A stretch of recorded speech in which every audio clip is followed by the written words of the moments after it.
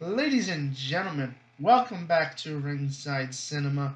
I am Money Mike, and today we are going to be looking at the Crown Jewel Premium Live event coming up, and specifically the Crown Jewel Championship that will be decided in a couple weeks as we have the Raw Champions versus the SmackDown Champions, Cody Rhodes versus Gunther, and Liv Morgan versus Nia Jax. Now, obviously, these are pending as things could change, right? Obviously, we could see a title change potentially down the line here, between now and Crown Jewel, but probably not. I think these are the matches that are going to happen for this new Crown Jewel Championship. And also today, I do want to talk a little bit about the Saudi Arabia WWE relationship, as it remains a controversial topic amongst the fans. And yeah, there was rumors a couple months ago about potentially Saudi Arabia, wanting to do a Royal Rumble or even a WrestleMania. And so, yeah, I want to talk about all that today and talk about that Crown Jewel Championship that everybody seemingly is talking about. Now, I do want to say this: we have had championships before where we had that Greatest Royal Rumble Championship belt that Braun Strowman never really defended or anything like that. I don't think they've never did another Greatest Royal Rumble, which does surprise me. Which I do think that if they do want a Royal Rumble in Saudi Arabia, that potentially the Greatest Royal Rumble could make a comeback in 2025. And for those who don't know, that is a 50-man Royal Rumble. And yeah, the WWE has only done outside of a 30-man Royal Rumble, a 40-man Royal Rumble back in 2011. Which case, I think I wouldn't mind if WWE brought back the 40-man Royal Rumble. I think they have a large enough roster to be able to do that between Raw, SmackDown, NXT, and Legends. But again, same time, they could do the same thing with the 50-man Royal Rumble, the greatest Royal Rumble in Saudi Arabia. I think that would be the closest that Saudi Arabia is going to get to a Royal Rumble type of to the actual Royal Rumble, is having this kind of gimmicked Royal Rumble, so to speak. But I don't think WWE would actually put their actual Royal Rumble, the Rumble that determines the road to WrestleMania, in Saudi Arabia.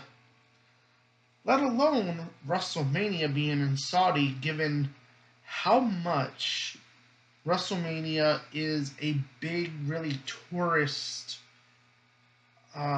attraction. Like, for me, a lot of my vacations over the last couple years has been because of wrestling. I've decided, what events I want to go to, and I look at what cities are in, and I say, you know what, that city wouldn't be too bad to go to. And for example, when I went to SummerSlam in 2021 in Las Vegas, I was like, oh, I always wanted to go to Las Vegas, so I was like, let me go to SummerSlam and use SummerSlam as an excuse to go to Vegas. The year after that, me and my friends had a great time. We went to Nashville for that SummerSlam 2022. When I went to SummerSlam in Detroit. I made a pit stop in Toronto because Toronto, Canada is not that far from Detroit. So, people use wrestling or sports in general for their vacations or reasons to go to certain cities. And if you were to put a WrestleMania in Saudi Arabia, yeah, there's nobody that wants to go to Saudi Arabia. That's never going to happen. I think, despite the rumors from a few months ago that, oh, they want to have WrestleMania, they want to have an actual Royal Rumble, I don't think neither of those are going to happen. I think, could we see the greatest Royal Rumble come back? Absolutely. I think that could be something that WWE could do. Obviously, we've seen King and Queen of the Ring this past year, back in May, Crown Jewel coming up, and you see WWE has been giving Saudi Arabia these kind of like these big achievements, accomplishments. King King and Queen of the Ring finals. We saw Gunther and Nia Jax this year. Before that was Zelina Vega, Xavier Woods, and again the greatest Royal Rumble. So WWE does tend to give Crown Jewel some kind of, or Saudi Arabia, some kind of big monumental achievement, so to speak. And the Crown Jewel Championship coming up with Cody Rhodes, Gunther, and Nia Jax taking on Liv Morgan is just another in the long line of accomplishments or big time feel that WWE is trying to add to these shows. And honestly, if you go back to these shows when these first started, I don't have to bring up. No, do I have to remind you of DX versus Undertaker and Kane? Look, Goldberg versus Undertaker. Again, it's one of those things where the Saudi shows before, yeah, there was a lot of controversy around them, but also the cards were not that good. And I think now we've seen in the last couple years where, yeah, there are fans that do tend to not watch these shows due to whatever reason.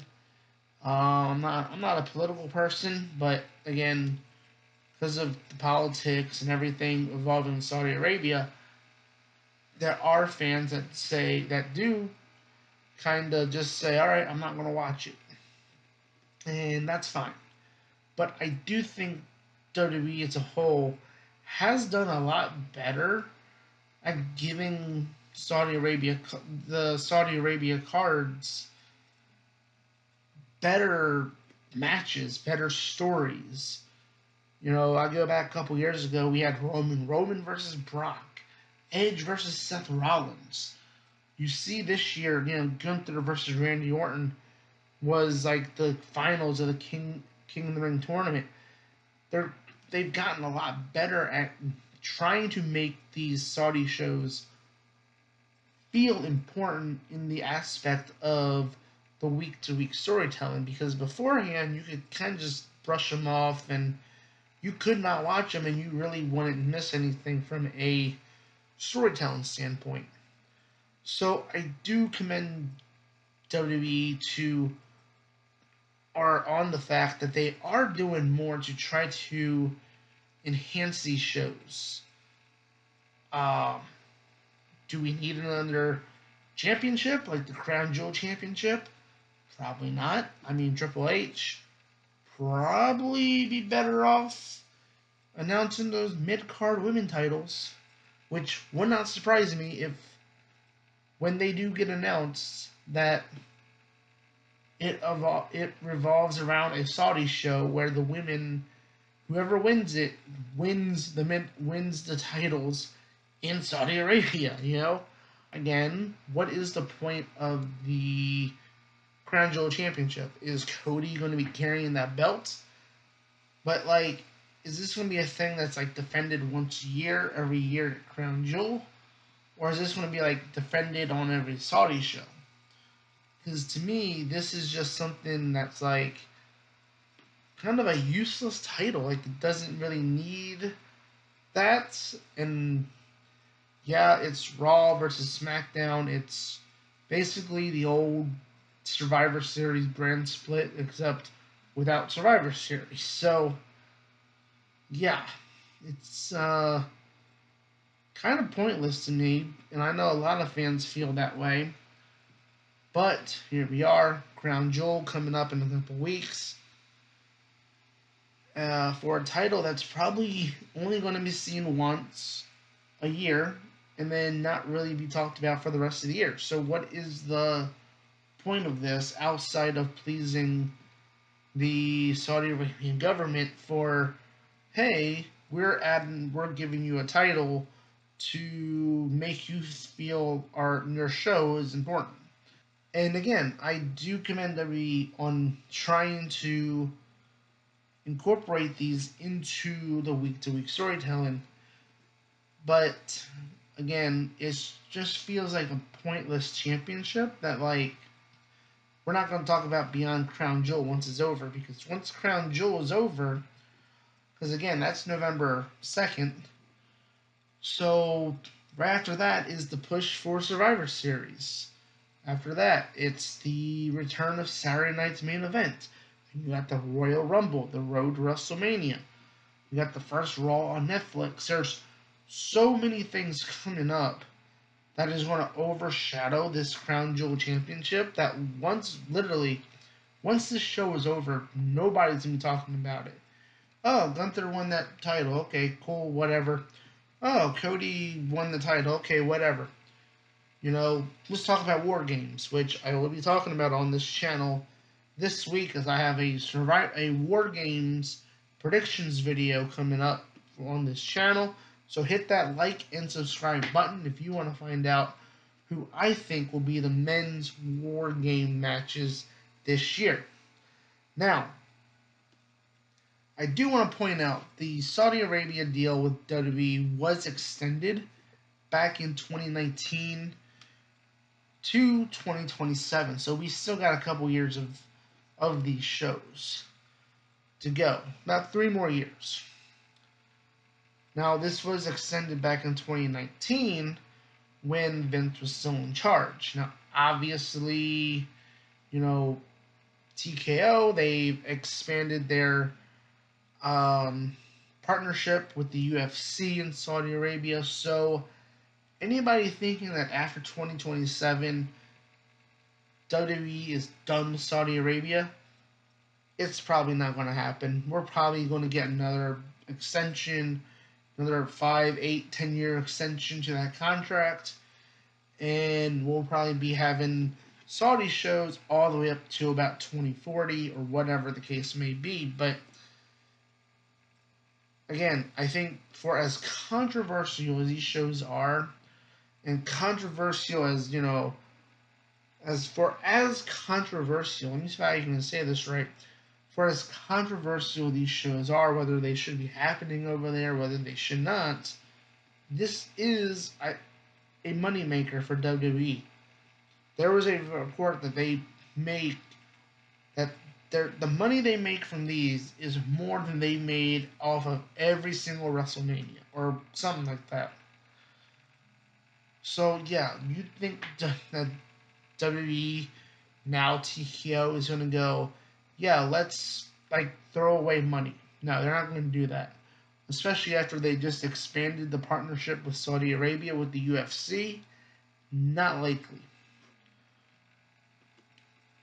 But at the end of the day, it's a moneymaker for WWE. It's a moneymaker for Saudi Arabia. And whether or not we like it, or we like the shows, we like the fact that we don't like that they're over there, this is unfortunately going to be something that continues beyond, going well into the next probably 10 years once they extend the deal again. And so, yeah, I just want to talk about this relationship with WWE Saudi Arabia here, because obviously everybody's talking about the Crown Jewel Championship. Yeah, it's a big giant belt with jewels. Comment below, do you like the design of it? Does it interest you? Does it, what are your thoughts on this whole entire championship, the match, Cody versus Gunther, Liv versus Nia. Are you looking forward to any of those matches? I mean, I know I've been saying I've been wanting to see Cody versus Gunther, so I'm happy that we get to see it, but but it's not the way that I thought we would get it. And comment below, how do you feel about this whole WWE Saudi Arabia deal? Have you watched the shows? Have you tended to not watch these shows? Comment below, and I've been your host, Money Mike. You've been watching Ringside Cinema, and I'll be back with more wrestling content later this week. Lights down, time to go. Cheers for heroes we know. Ringside forever bold. Wrestling never gets old.